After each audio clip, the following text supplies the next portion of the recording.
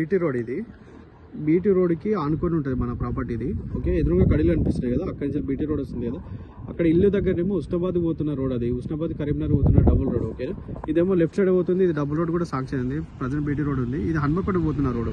Okay, మొత్తం మనకి 11 ఎకరాల సైట్. అక్కడ లెఫ్ట్ సైడ్ ఉంది కదా, అక్కడ షెడ్ నుండి ఇక్కడ దాకా మనకి రోడ్ ఫేసింగ్ వస్తుంది. బస్సు పోతుంది కదా, అక్కడ కడీల దాకా మొత్తం రోడ్ ఫేసింగ్ వస్తుంది. మొత్తం రెడ్ సైల్ ఇదంతా మనకి జన్యం నుండి జస్ట్ మనకి ఇది 32 కిలోమీటర్స్ ఉంటుంది. హన్మకొండ నుండి ఇక్కడి వరకు ఎగ్జాక్ట్లీ మనకి 50 కిలోమీటర్స్ వస్తుంది. ప్లేన్ ల్యాండ్ ఇదంతా మనకి రెడ్ సైల్. అక్కడికి పోతే బస్సు పోతుంది కదా, అక్కడికి పోతే మనకు ఉస్నాబాద్ హైవే టచ్ అవుతాం మనము. ఇది కూడా డబుల్ రోడే, మొత్తం రెడ్ సైల్ ఇదంతా. చుట్టూ చూడండి మొత్తం రెడ్ సైల్ ఉంటాయి, చుట్టూ బౌండరీస్ చేసి ఉంటాయి సైట్ మొత్తం మనకి. ఓకే, ఇదంతా క్లియర్ టైటిల్. అటు లెఫ్ట్ సైడ్ అంతా కల్టివేషన్ ల్యాండ్, ఇటు రైట్ సైడ్ అపోజిట్లో కూడా మొత్తం కల్టివేషన్ ల్యాండ్ ఉంటాయి. వరి పొలాలు అవి ఉంటాయి మనకి. కొంచెం ముందుకు వెళ్తే విలేజ్ కూడా వస్తుంది మనకి. మొత్తం 11 ఎకరాల ప్రాపర్టీ ఇది.